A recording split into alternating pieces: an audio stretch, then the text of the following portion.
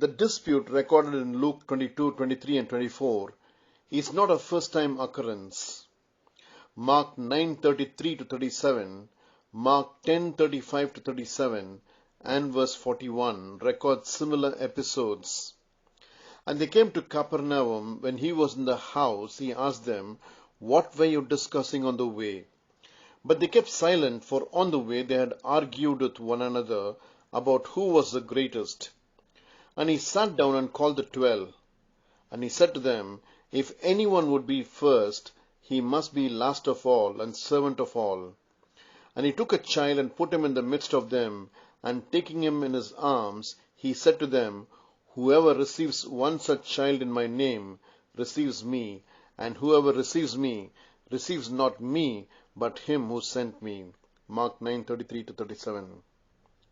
And James and John, the son of Zebedee, came up to him and said to him, "Teacher, we want you to do for us whatever we ask of you."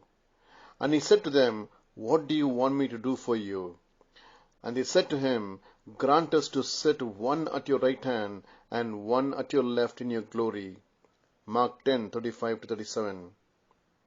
And when the 10 heard it, they began to be indignant at James and John. Mark 10 verse 41.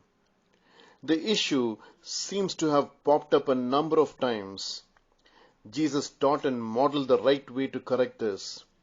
We see Jesus' model in John 13 verses 3 to 8. Jesus, knowing that the Father had given all things into his hands, and that he had come from God and was going back to God, rose from supper. He laid aside his outer garments, and taking a towel, tied it round his waist. Then he poured water into a basin and began to wash the disciples' feet, and to wipe them with a towel that was wrapped around him. He came to Simon Peter, who said to him, "Lord, do you wash my feet?" Jesus answered him, "What I am doing you do not understand now, but afterward you will understand." Peter said to him, "You shall never wash my feet." Jesus answered him, "If I do not wash you, you have no share with me." The model of Jesus is a good model. Have a blessed day.